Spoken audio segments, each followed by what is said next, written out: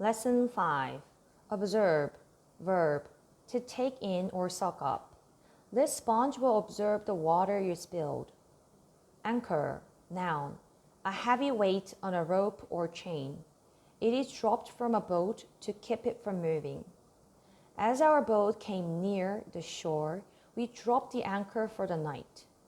Verb. To hold something firmly in place. We need longer screws to anchor the cabinet to the wall. Brush. Noun.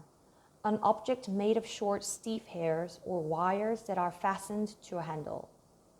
This wire brush works very well to scrape the old paint from the side of the house. Verb. Number 1. To clean, paint, or smooth something by using a brush. Leah brushes her teeth every night before going to bed. Number 2. To touch something lightly by moving against it. Alex jumped when something brushed against his cheek in the dark hallway. Bud. Noun. A small swelling on a plant that will grow into a twig, flower, or leaf. Aunt Jane told me to pick up the roses that were open and to leave the buds on the bush. Center. Noun. Number 1. The exact middle of something. The referee put the soccer ball in the center of the field just before the game started. Number 2. A place where people come together for some purpose. Sarah went with her mother to the health center for a checkup. Core. Noun. The hard middle part of fruit such as apples or pears. It holds the seeds of the plant. Joanne ate the apple and then gave the core to his pony. Factory. Noun.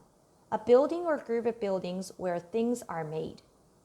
Natalie's sister works in a factory that makes parts for computers. Hive. Noun. The place where bees live. Mr. Olech keeps several hives in his backyard for bees. Sapling. Noun. A young tree. In this old photograph, you can see our great oak tree when it was just a sapling. Trunk. Noun. Number 1. The tall main stem of a tree. This is where its branches grow. On our vacation in California, we saw giant redwood trees with trunks almost 20 feet across. Number 2. The long nose of an elephant.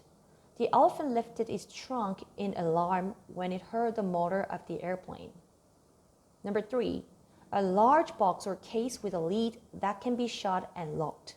Nina opened the trunk at the foot of the bed to look for an extra blanket. Number 4. The covered part of the back of a car. It is used for carrying suitcases and other objects. Before we leave, will you please put the beach chairs and towels in the trunk?